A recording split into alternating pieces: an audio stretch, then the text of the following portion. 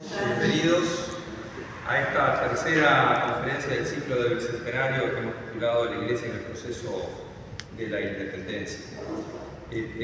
Nos acompaña hoy el Monseñor Alberto Sanguinetti Montero, lo que no necesita demasiada presentación, solo decir que es obispo emérito de la diócesis de Canelones, a escuchar en este ciclo que nos va a hablar sobre la presencia de Dios y la Virgen de los 33 en el proceso independiente. Buenas noches. Yo si me oyen, porque a mí me gusta estar sufriendo. Si puedo, me falta esa gestión. Yo empezar por la de María, que yo voy a hablar de la Virgen. Entonces, padre, yo tampoco voy a trabajar. Que salve María. Llena de gracia, el Señor es contigo. Bendita tú eres entre todas las mujeres, y bendito es el fruto de tu vientre, Jesús. Santa María, Madre de Dios, ruega por nosotros pecadores, ahora y en la hora de nuestra muerte. Amén. Ruega por nosotros. El título dice que lo puse yo, tuve que entrenar. Que es Dios y la Virgen 33 del proceso independentista. Título grandísimo, una vergüenza, pero en serio, yo voy a hacer una. Empezamos por Dios. Quizás con una puntualización que el proceso independentista en uno se empezó como independencia y en otros no. En primer lugar fue la fundamentación del poder. El poder se regía por la corona española. No éramos colonias, éramos reinos de Indias.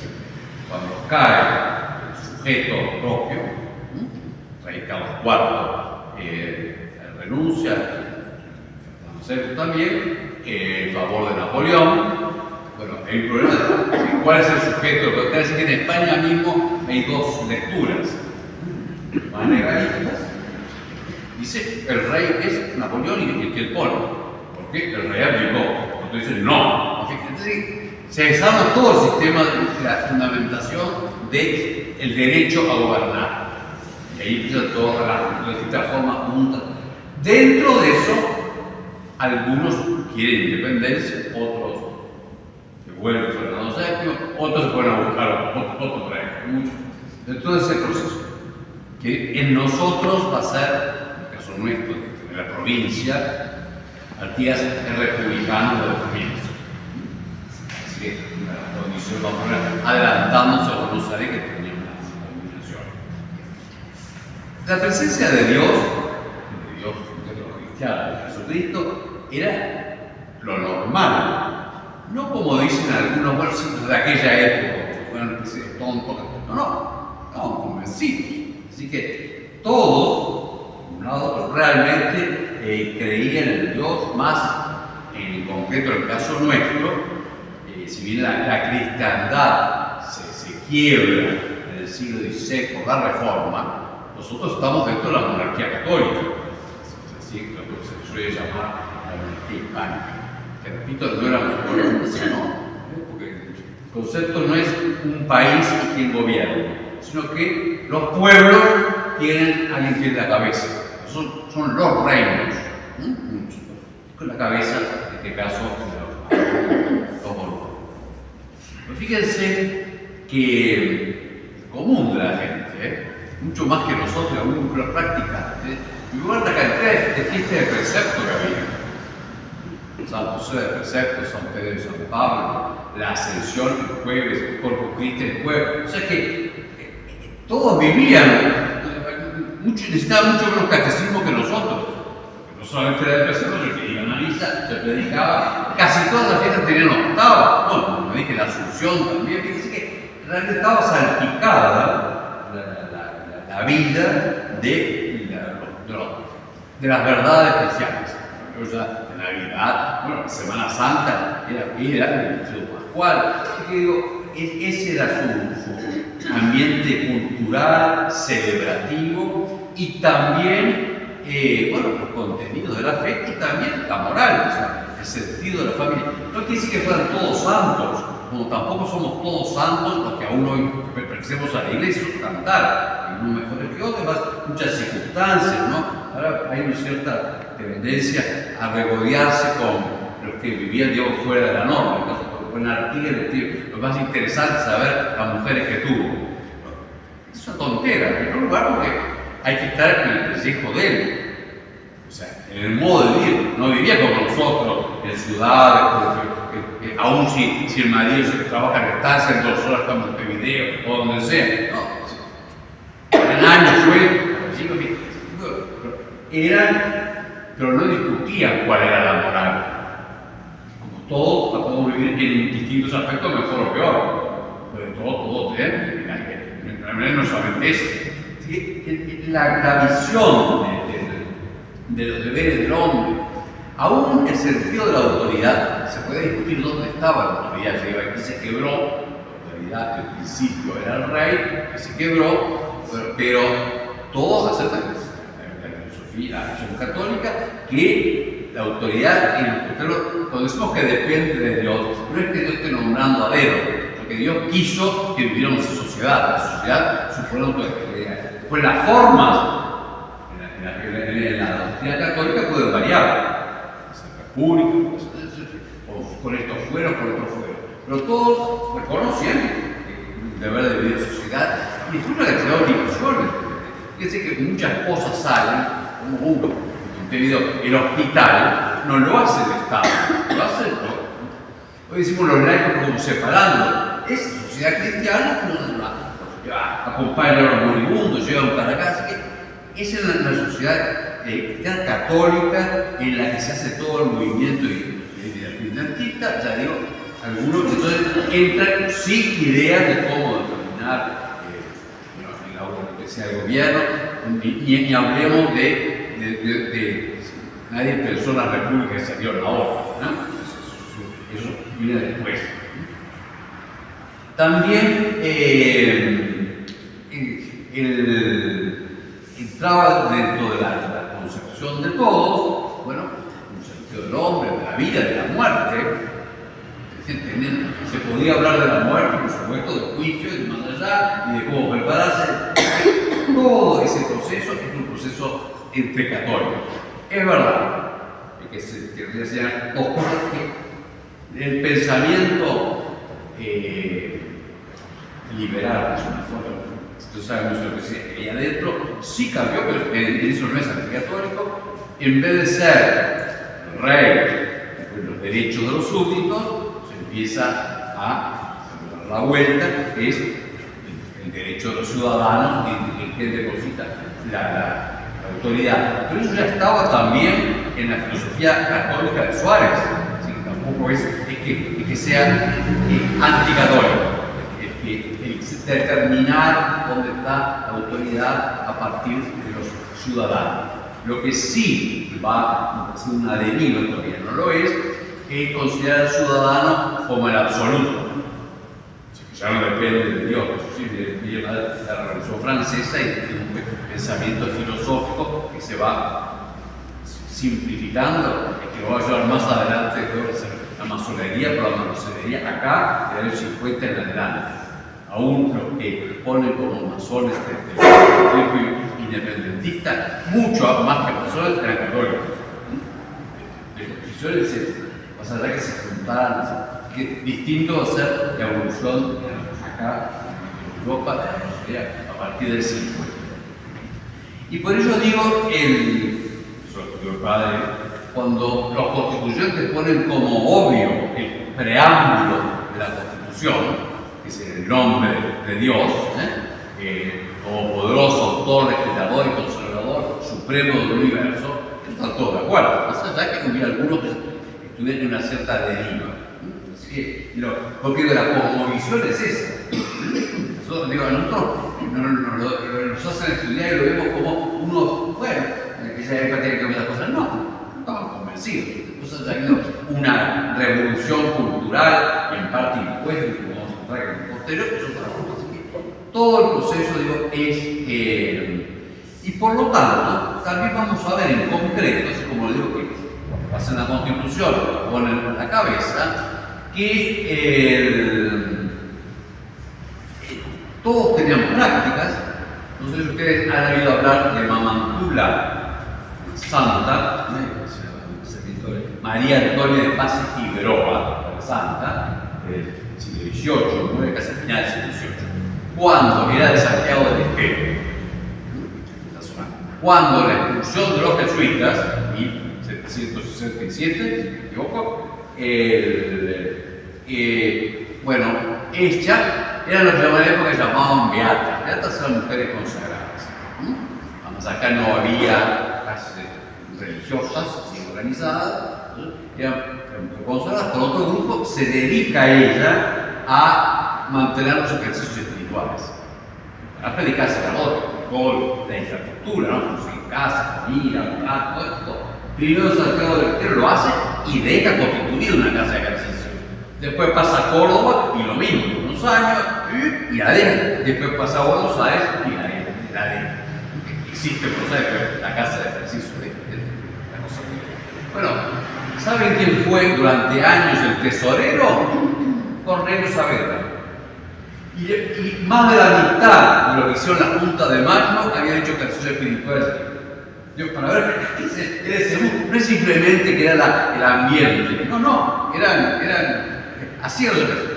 Ella estuvo acá, estuvo en Polonia, estuvo en Montevideo, e hizo tantas de 500, en distintas casas, no había lugar. Y deja un germen que te iba, después van algunos a hacer una casa de ejercicio, ella, el obispo, la banda llamada, no terminó, y bueno, en el siglo XIX empieza esa casa de ejercicio acá. Así que, ya digo, y ahí venía gente, tanto de la ciudad como de campaña.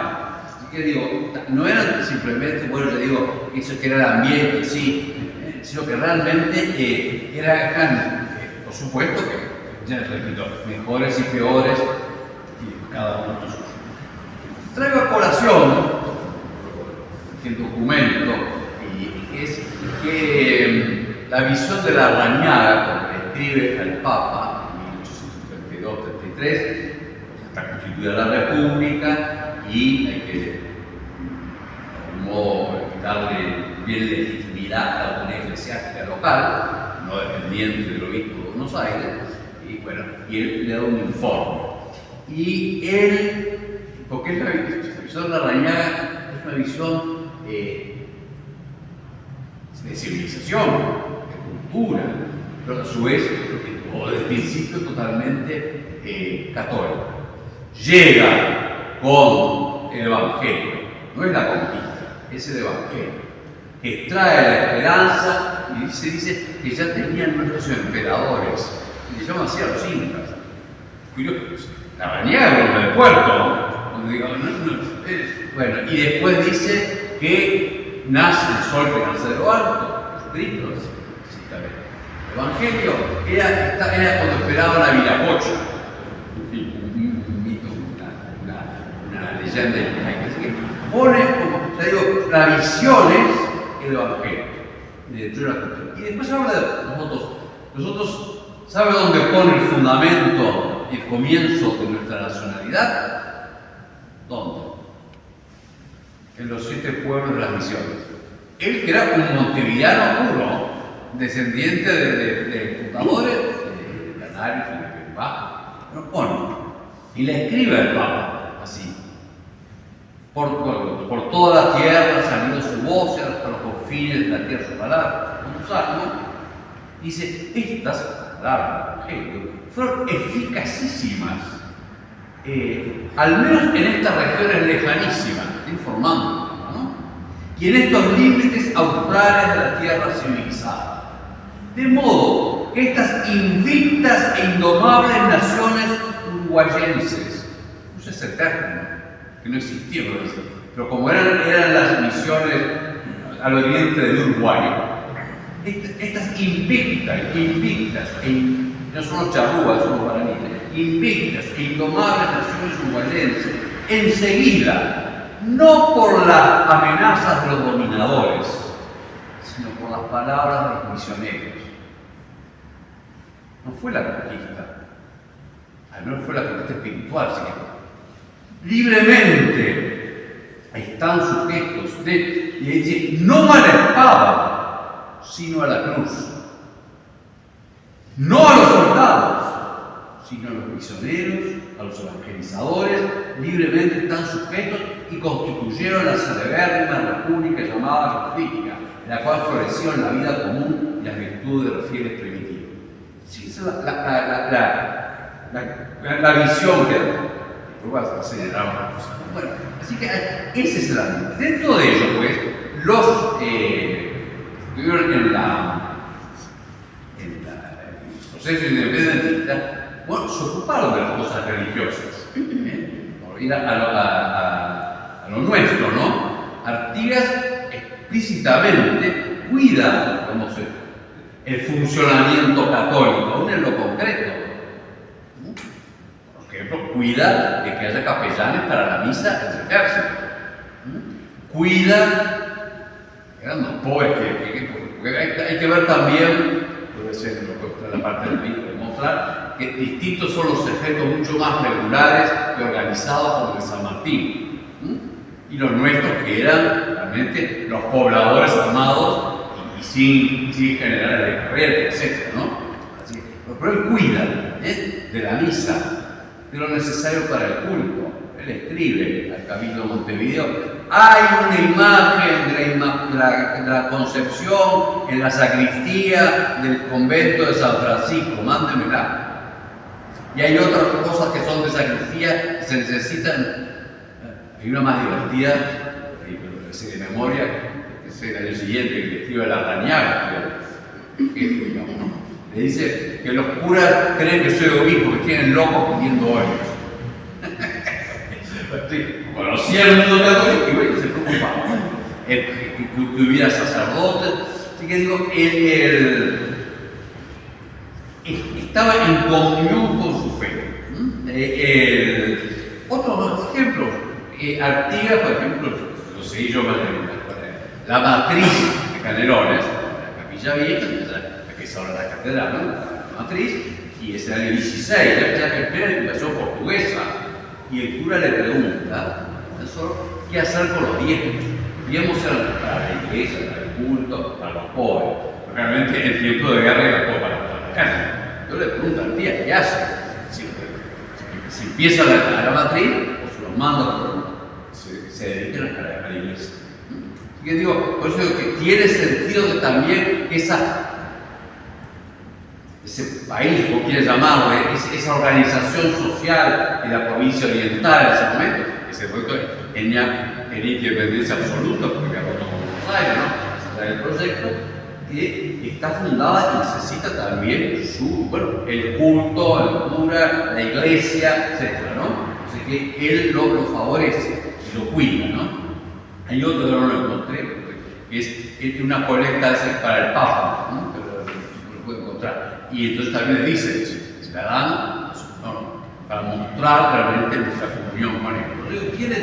Todo y quiere ese pueblo que va buscando su forma, tanto políticos, sociales, etc., es una cuestión que es un pueblo católico, ¿no? Bajo la religión católica y con la organización social que va a tener.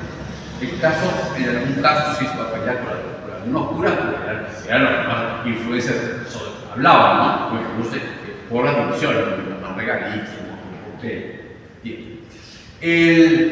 Tomando a la Valleja, ¿no?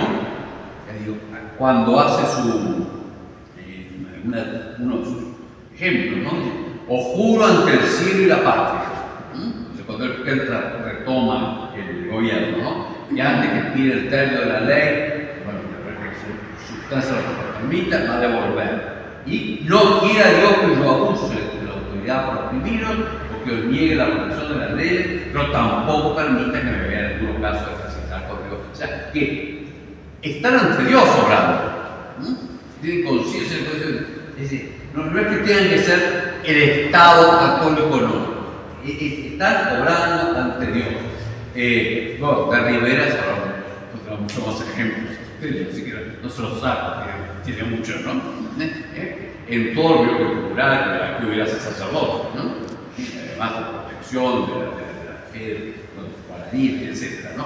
Y personalmente, yo lo aprendí con él, personalmente te contar, mañana voy a ir a misa para dar gracias al Poderoso por el aniversario de Rincón o de la Misión. Así que no era que una formalidad cuando estaba obligado, ¿no? Eran creyentes, vivían creyentes y una cultura que era creyente católica, ¿no? Si hablamos de Oribe, es el único que está censado por masón. Bueno, otra cosa, los otros ninguno fueron masones, ¿no? Bueno, era la masonería anterior, era más bien ciertos grupos de poder que se reunían y que hacían una organización, básicamente de clase alta en ese momento y media pequeña. Bueno, pero Oribe hizo más que esas iglesias. La iglesia de la Unión, no la actual, tenemos para hacer esta mayor, la iglesia de los Molinos, aquí nomás, mandó campana. Yo que lo estudié en Canelones, ¿no? por la posición de Vera, para hacer el cementerio de Santa Rosa, y que digo, realmente, era más rico fomentaba, ¿no? Repito que, para poner ejemplo, que Dios está en el proceso independentista, no sugiriendo esta u otra cosa, porque esa, además, en la fe católica, sí, queda en manos de los hombres. Un problema sí que había en algunos era el juramento. Habían dado juramento, y el juramento era el tercero, el juramento de fidelidad al rey, el problema que tiene el castellano. Los otros lo saltean bien, dicen que ese juramento caducó porque el rey dejó la corona. Entonces, ya no tengo. Pero de vuelta, es un pensamiento dentro del pensamiento católico, no es la ruptura. Eso no existió en todo el proceso de independencia. Eso es una cosa posterior. Y voy a entrar un poco más en la Biblia, lo que voy a pasar en 23. No voy a citar, hay algunos que dicen no, que Artigas no era de la Virgen del 33, porque era de la Virgen del Carmen y el otro. Y uno, entonces, al católico, los católicos normales, es el lugar que tiene la Virgen María en la historia de la salvación. Y las advocaciones son la Virgen María, no es una contra otra. Así que eso que nos ven a decir afuera, a hacer nuestros que tengan más piedad con una con otra, nada, tienen un título. Ninguno de ellos puede ser devoto de la Virgen del 33 con ese título, porque ese título es el 25. Así que es ridículo y no entenderlo. Por cierto, la cosmovisión, la fe, la vida católica, todos estos, todavía católica está impregnada de la vida. Yo siempre tomo la catedral de Montevideo, actriz, por la distorsionó Gerardo Barbieri, porque tenía 4 lugares y prácticamente está toda la parroquia. En el altar mayor, una mujer estaba inmaculada, porque era titular de la catedral. Si bien los titulares de Montevideo son San Felipe y Santiago, la catedral es de la Inmaculada Concepción y San Felipe. La titular es de la Inmaculada Concepción. María llena de gracia, la obra perfecta. Lo voy a hacer un poquitito porque es muy importante, porque la Virgen de Jesús es una Inmaculada. Inmaculada Concepción, la fe católica, pero además con gran ardor en los reinos de España y de las Indias. Sabéis que todavía no estaba definido como dogma, no se podía hacer una objeción.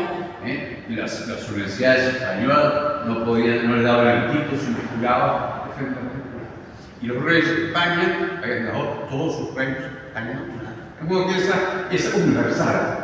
Fíjense que así el amor a la Inmaculada Concepción, que es raro que en España, en los países hispánicos, la Inmaculada Concepción es casi fiesta más importante que la Asunción, cuando en todo el resto de Europa es la Asunción más que la Inmaculada. Todas son fiestas, ¿no?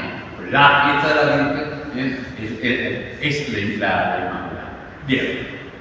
Y después tenían, en las capillas antiguas estaba la Dolorosa, que fue muy mal sacarla, porque es el camino, esa cruz, el dolor. Es la gloria de la Inmaculada, la perfección de la obra de Dios, toda esperanza, la Inmaculada junto también la Asunción, toda esperanza. Y por eso es el catolicismo, digamos, positivo y glorioso que tiene barroco. Pero el camino es la cruz, es la dolorosa. Y después en las cabezas, las dos naves son la Virgen del Rosario y la Virgen del Carmen. que es la Virgen en la mediación, que da a Cristo y que lleva a Cristo. Así que está toda la Mariología ahí, la perfección de la obra de Dios, el camino de la cruz y la mediación, la iglesia que nos entrega. Esas, por llaman así que devociones, o más que devociones, esos estaban en todas partes. Ustedes ven que casi todas las iglesias viejas tenían la Inmaculada, la Virgen del Carmen y la de Rosario y la Dolorosa, más o menos en casi todas. Y por eso hay tantas. Por ejemplo, la Catedral de la Inmaculada hace una iglesia que llamamos Los Vascos, que es a 10 cuadras, y la titular era la Inmaculada. Oribe hace la del Paso Molino, que es la Inmaculada. Lo digo que es por la Virgen del Carmen. La del Cordones del Carmen, la de la Guada del Carmen, se estudian por la devoción de la gente. Bueno, que Villa del Carmen por parte. Así que digo, esa es la constelación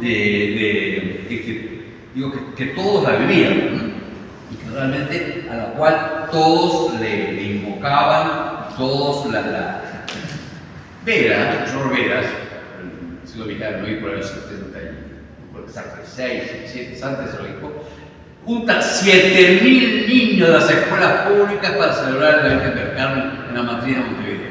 Un solo hermano. 7.000 niños de las escuelas públicas para el Día del Carmen. El Día del Carmen era bueno, cuando fue Maracaná. ¿Qué día fue Maracaná? ¿Qué día fue? 16 de julio. Todo el mundo sabía que era el Día del Carmen. Bueno, todavía en el 50 se sabía, ¿no? Pero eso era impresionante. Todo el mundo iba a celebrar la Virgen del Carmen. Porque por muchas cosas. Muy española, porque está ligada con los marinos, y la muerte, ¿no? Para cuidar todo y la protección del Carmen. Y eso que acá no hubo carmelitas, pero la Virgen del Carmen era del pueblo español. Acercándonos a este tío de la Virgen, ¿no? Y de a ella, en el proceso independentista, repito que era católico, en primer lugar la Virgen en toda la región. Y voy a ir a los vecinos, no existían los países, estaban todos encerrados, Argentina son otros, Chile son otros, existían regiones, olvidate, el país lo estaba ganando. Repito, en la Argentina, tenían ejércitos, hemos juntado, con mucho más espectaculares, con uniformes, y bueno, tenían generales de carrera. San Martín había estudiado y había combatido en Europa, así que tenía esa forma. Y bueno, y Belgrano pone oficialmente a la Virgen de la Merced como general del ejército, y la lleva consigo y se está en Buenos Aires, la Virgen de la Merced. Así que digo, o sea que tiene hasta una visibilidad esa presencia de la Virgen, tiene esa visibilidad. En San Martín, antes del cruce de los Andes, el ejército de los Andes, yo no sabía, yo no soy historiador, buscando lo que aprendí, había muchos emigrados chilenos. En primer lugar, el Cuyo había mucho tiempo dependido de Santiago y no de Buenos Aires. Yo digo, los países no son como una obra. Y como pierden el Rancagua el 14, o sea que retoma el poder los realistas, había muchos exiliados que estaban en Mendoza. Y es en Mendoza que San Martín, con todas las provincias y con O'Higgins y otros, Carrera también ahí, pero, y entonces vivísimo San Martín le dice a la Junta de Oficiales que elija bajo qué advocación de la Virgen que nombrará. Y bueno, ganó la Virgen del Carmen. Así que la Virgen del Carmen fue la general del ejército de los Andes, se pasó la cordillera, pero después, en el 18, O'Higgins le hace un voto que donde sea la batalla, que se venza a los que terminen ese lazo, esa especie de guerra civil, porque era lo que había, ¿no? Con los realistas, ahí se los rompe. Y eso te prometió en cumplimiento a la Virgen del Carmen. Así que estaba presente en todo. Claro, en lo simbólico, ¿no? La devoción, ya la confianza, la esperanza, ¿no? Y no porque, esas cosas que se meten, no porque no creyéramos los que eran realistas, españoles eran todos, o todos había nacido en la península de un bando y otro, y había criollos en un bando y en otro. Así que era otra bendición. Todos le dan esa formalidad. Aquí, del lado nuestro, bueno, ya digo, juraron el 5 de enero del 17, José de Martín O'Higgins, juraron fidelidad a la Virgen del Carmen como patrona, con todos los oficiales y todas las tropas de ejército, ¿no? Eso va a Chacabuco. Aquí, entre nosotros, repito, hay piense lo que fue nuestra historia. Algunas tropas juntadas para ganar la batalla de la piedra. Después, un ejército era la misma población que se iba en el éxito. Por un lado, la familia con las carretas, lo que pudieran. Por otro lado, los hombres llevando hasta. No hubo. No había esa formalidad ni esas. Pero sabemos, por ejemplo, que bueno, la leyeron, ¿no? Purificación se pone por la fiesta de la purificación de Nuestra Señora, Benito el Ama celebra misa las tropas de Artigas allí en purificación, octubre del año 15, le dije cómo Artigas procura que haya imagen de la Virgen, le pide esa imagen de la Concepción, al Cabildo de Montevideo, pues pide velas, campanas y todo eso que se necesita para el culto, ¿no? Sacerdotes para los pueblos. Entonces, hay un momento y ahí será mucho mejor porque claro, repito que sacamos la frontera de la provincia oriental para esta provincia, hay grupos de indios que no estaban, estamos hablando de lo que ya habían dado argentinos, que no estaban hispanos, que no eran cristianos y que se acercan, medio artistas, ¿no? Así, y Artigas procurando que haya que los evangelicen, porque están dispuestos también a esa civilización en la cual se la católica, aparte de eso, ¿no? Bien, y también se dio a otros pueblos, repito, que cada pueblo, como Yapeyú, Santo Tomé, Concepción, ¿no? Que ahora quedaron del otro lado, tenemos que poner documentos para cruzar, ahí también se ocupa Artigas, ¿no?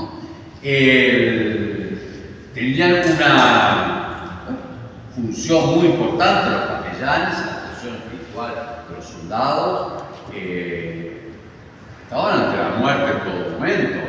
Tiene sentido que la muerte es ante la vida eterna, ante el juez, salvador y juez. No lo de ahora, a veces la muerte como nos sacamos un dolor y nos metemos una inyección. Estamos en esta banalización de la muerte. Es el destino del hombre, es la vocación eterna. Eso no se entiende. Los españoles, como sea, morían gritando confesión, porque la intención al menos de querer la confesión, ¿no? Así que el sacerdote era el momento que le daba, bueno, el consejo, el consuelo, la formación, por supuesto, los sacramentos, ¿no? Por otra parte, se vivían las fiestas, ¿no? O sea que la fiesta más importante del periodo colonial era Corpus Christi. Lo que era después, el día rojo, ¿no? Procesión, juegos, hacían árboles, era la fiesta más festiva, era Corpus Christi.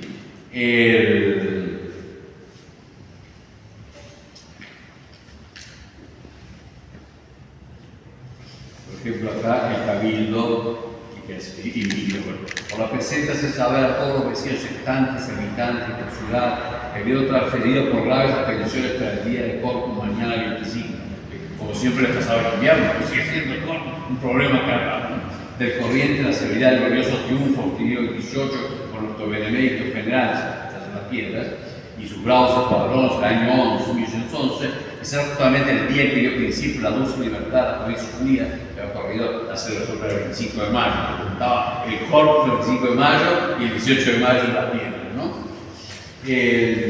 Les invita a concurran a la iglesia matriz a las 10 de la mañana, y que haga misa con Tedeo y sermón para acompañarles a dar gracias al Todopoderoso en memoria de tan felices acontecimientos. Un edicto del Cabildo de Montevideo del 24 de mayo de 1815, en pleno periodo artístico. Y ahora vamos a seguirlo, tanto tiempo, a la Virgen de los 33. Repito, la Virgen del Carmen es una imagen de la Inmaculada Concepción. Debe ser rapidito. Hay otros misterios de la Virgen que son mucho más fáciles de representar, ¿no? Como la dolorosa, el pie de la cruz, la espada. La concepción es irrepresentable, ¿no?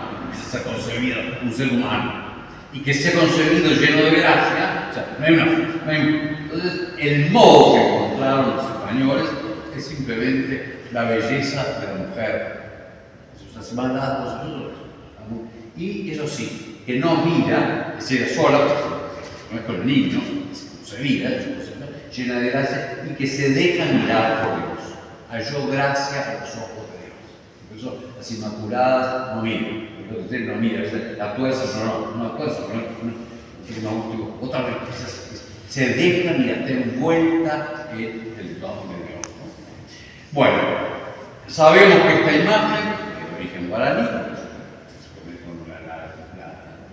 la restaurada en el siglo pasado, hace un siglo, llegaron a la madera, cero paraguayo, ¿no? Hubo en esos pueblos que perdimos, nunca si personas que vuelven, y a San Miguel al menos, ¿no? Lo ve, el grado de arquitectura que llegaron, y de arte que llegaron, esos nuestros fundamentos, ahí venimos. Siempre quería poner en el campo donde era el camarín de la Virgen, allí, un cuadro de San Roque González de Santa Cruz, porque ahí empieza la evangelización juvenil y muere antes de nuestros pueblos, en Cadarón. De ahí viene la primera evangelización, y de todos otros, también de todos los guaraníes que vinieron de esa evangelización y que son la raíz de nuestra cultura, tanto, y para eso lo han dejado más a ellos que eran de cabildo, etc. Mucho más democrático, si quieren, que lo que nos dio la Constitución del 30. Bien. Bueno, es una imagen de ese origen, de muy buena factura, que son más feas, pero es muy bonita. Y sabemos, estamos en mitad del siglo XVIII, la Universidad de Montevideo llegaba del Cufré, no recuerdo, hasta la Sierra de Maldonado, por ahí abajo, y hasta allí. Eso es la jurisdicción de Montevideo. Y iban a hacer esos fortines para poder empezar a trabajar el campo, para tener el ganado, ¿no? Y uno sabemos que está pintado y que allí Antonio Díaz, que era indio, pero que era del litoral, de Santo Domingo de Soriano, y allí tenía influjo la Virgen de Luján. La Virgen de Luján es una inmaculada, ¿no? La imagen original está abajo, no es como estamos acostumbrados a verla con ese vestido triangular. Y con la vestida, y Marcelés y blanco, yo soy una chiquita así, de terracota, de barro, y es una inmaculada, un cabezón así, ¿no? Esa, y te decía que se llamaba la parroquia de la Pura Concepción del Río Luján. Ese es el nombre original. Después, eso está allí desde el siglo XVII. Cuando la ponen en la Pura Concepción, la hacen parroquia, Pura Concepción del Río Luján, geográfico, se empieza a juntar gente, porque empieza a mirar años, y entonces tú vas a ser el pueblo de Luján, y ahí se va a empezar a llamar Virgen de Luján, Virgen del Luján. Pero es una inmaculada. Y tuvo influjo, toda la esquina esa, lo que es el Uruguay, o sea, Soriano y Colonia, todo eso era círculo de Buenos Aires, vamos a decir. Así como más arriba ya era de Yapeyú, Paysandú, Salta, toda esa parte dependía de las misiones occidentales. Bueno, así que este hito te devociona a la Virgen Inmaculada en Luján. Entonces, le da la donación con esa imagen, que no sé, se la trajo él, y empieza a llamarse la Virgen Nuestra Señora de Luján. Y por eso cuando hacen parroquia, se han invitado a hacer Luján, se trata de la Florida, ser parroquia de Ciudad de Luján, así se llama. Bueno, esa imagen de esta señora que estaba en la altar, en los hechos del año 25, posteriores, ¿no? El centro del país, la capital, de hecho es Florida, ¿no? Entonces, lo lógico, le dieron el culto a ella le pidieron, ante esa misa con Te Deum, está el tiempo estaba buscando cosas, cuando la Valleja manda después de la batalla de Sarandí en parte de los pueblos, bueno, ¿qué es lo que sí estoy buscando? Cómo le comunica el Cabildo de Maldonado, que hicieron una misa con Trujillo, que tuvo que correr a repetir, todos los pueblos celebraban también la misa con Trujillo y en el altar que la patrona era la Virgen. Así que eso no necesitamos un documento escrito, como era la vida, ¿no? Así que lo que a ellos le pidieron, y lo quizás interesante, el caso de nuestro, ya digo, es que no es, no tuvo la formalidad, repito, del ejército de los Andes, etc. Fue la historia misma, los hechos mismos que fueron haciendo, aquí, que dio todavía hasta el 29, hermano, sin casa, el 29, así que yo seguía con los apostolados del brasileño, así que aquí con estos hechos, aquí le rezan, y el nombre de Virgen de los 33, lo digo sus antepasados, yo tengo una bisabuela así bautizada por Juanina, así que en el año 1843, así que bueno, la gente le llama a la Virgen de los 33, así que es interesante porque no es, a veces los eclesiásticos, bueno, porque le pongo un ejemplo con todo respeto, el cardenal inventó la Virgen de la Asunción, no sé qué inventó, era una imagen. Pasó acá como en todos lados. Había imágenes chiquitas en capillas chiquitas. Cuando se hicieron las iglesias matrices, hubo que hacer retablos grandes. Y entonces se hicieron imágenes grandes. Así pasó en Montevideo. La imagen chiquita, la roca, la arrumaron y pusieron ese tremendo retablo. Así pasó en Canelones. La histórica, chiquitita así, de Guadalupe, cuando en 1880 y pico, cuando se termina la iglesia, hace un retablo grande, cura, y necesita, el retablo tiene su nicho ya por un determinado tamaño. Y ahí, para ahí la gente ya dijo, sí, pero guardan la vida. Entonces está la histórica, y aquí pasó lo mismo. Cuando se hace la iglesia matriz, aquí en el siglo XIX, ese tremendo, precioso altar de mármol de Carrara, tiene un nicho así, ahí arriba, entonces hicieron una Virgen de local enorme. Donde está la cruz, para los que son más jóvenes, no se van a acordar. Yo fui que me saqué de allí. Pero no sé si lo he visto. Porque en algún momento, legalmente seguía siendo parroquia como se le hasta 1923, y la catedral también. Hay que terminar con esto. No puedo hacer una pastoral con dos títulos al mismo tiempo y con dos imágenes al mismo tiempo. Entonces, el señor hizo un santuario y bueno, y yo me puse una cruz arriba. ¿Vieron los rayitos que tienen? Esos son de la Virgen de Luján. Que tenía hechos esos rayos así, que tiene todo agregado. Así que digo, pero también cuando ese primer arreglo, según yo está documentado, la ponen en una pared del penitencia a la Virgen de los 33, después cuando hace el arreglo sobre los Paternai, le hace el camarín.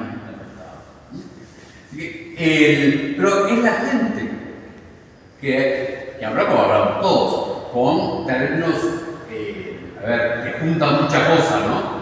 Nos sacaron un decreto, visto que los patriotas la rezaron, visto que la Valleja defendió su bandera, visto que no sé cuánto, la gente, la Virgencita de los 33, lo juntó. Y allí, de ahí le viene el nombre, está documentado que ya al menos en el 50 era así, y no lo inventaron en el 50. Documentado del 50 es porque ya lo habían recibido desde antes. Porque no hay ningún, movimiento de iglesia para buscar el título. Así que espontáneamente le pones que sintetiza toda la presencia de María en esa gran etapa, por decirlo así, que sintetiza todo, ¿no? Tenemos el otro sí documento, que es la corona que le envía el general Oribe, en 1957, y el testimonio verbal. Él hace ya digo que ya en el 49 le había enviado dos campanas a la iglesia anterior, así que tenía, el no era de acá, tenía una afecto, unos los datos que tenemos, ¿no? Pero en el 57, Ureta acá, y manda pedir las medidas, etc. Y le hace por una de los religiosos, su filigrana, y está el testimonio de la nuera de Ureta que dice que había dicho, porque la había invocado especialmente en un naufragio que había tenido con su familia, salvado, y porque la invocaba en todas sus batallas. Precioso, por ese documento está todo dicho. Estaba al final, había tenido 30 años de batallas. Así que digo que el nombre que le dio la gente en 1933 es realmente huella, que por otra parte sintetiza, muy breve, pero digo, creo que es la Virgen María, su imagen, yo lo que hace la Virgen Madre de Dios. Pero cada imagen, cada título tiene su síntoma, su mensaje. Lo que sintetiza la Virgen de los 33 justamente es en este pueblo, en esta historia y en esta tierra. Después de todo el discurso que se quiere, ¿no? Es nuestra, o sea, y ella nos toma como suyo. Bien, será la trona del Japón. No es unos contra otros, pero además que ese amigo mío no pelea que sea amigo de otro, ¿no? Es la presencia de la vida. Que también hay que tomar en cuenta que en todo nuestro proceso es 2 o 3 siglos después que los otros. Nosotros hablamos de América, hablamos de Europa, ¿no? Nosotros tenemos nuestras ciudades prácticamente pueblitos, son del siglo XVIII.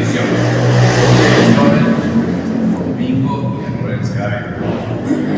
Ya había más de 200 años que había ciudades en América. México, universidades, todo nuestro proceso aún de constitución social, de ocupación de la tierra, ¿no? es todo, y también de constitución de iglesia y también de organización de la sociedad. Así que digo, pero también en esto, dice que la Virgen María, en 1933, declarada patrona en 1962, o sea, ayer. Cuando se dio la independencia toma San Felipe y Santiago, que es Montevideo y Septiembre. Entonces estamos con estos pasos que tenemos trabajo a hacer. La Virgen nos tomó como suyo, pero nosotros tenemos trabajo todavía a presentarla, a difundirla, a darle su lugar. Cito una frase de Carlos Fossati, una canción que hizo acá para Uruguay, dice, es que la Virgen perdona el olvido de un país. Es aguantadora, todavía merece. Así que la Virgen pues estuvo en todo el proceso de la independencia, en distintas formas. Ya le digo, Oribe, el segundo 33, después le levantó iglesias, la invocaban y por eso al mismo tiempo que celebramos los 200 años de los acontecimientos, digamos, del año 1825 y lo que de ahí se desprende, celebramos que empieza no la existencia de la imagen, ni siquiera la Virgen María, ni nada, sino que empieza su nombre. Su nombre empieza, este nombre de 1933, empieza ligado con los hechos del año 25, personificados con la comunidad oriental. Me ha tocado viajar y me gusta el ámbito eclesiástico, siempre me pregunta cuál era la patrona de Uruguay. Tiene que ser el 33 y enseguida tiene que hacer un cursito acelerado de historia. Para explicar el nombre, porque si fuera un lugar era más fácil. La Virgen de Berlucia y la Virgen que era el museo. El mismo nombre tiene que explicar su conexión y su lugar en ese. Nosotros somos, si coincide conmigo, primero, creo yo, somos el único pueblo que le tocó hacer guerra con Brasil, con Portugal, obviamente. Lo más pronto con imperialistas y americanistas, es una forma, ¿no? Nosotros nos tocó además una guerra con Portugal y con Brasil, ¿no? O sea, fue todo más completo, todo nuestro proceso, en un país prácticamente en germen de muchas cosas. Bueno, la Virgen de 33, aún en su misma imagen, americana, guaranítica, y bueno, y en su historia significa, sí, esos acontecimientos del 25, pero aún más la presencia continua de la Virgen María en todo el proceso fundacional hasta ahora, ¿no?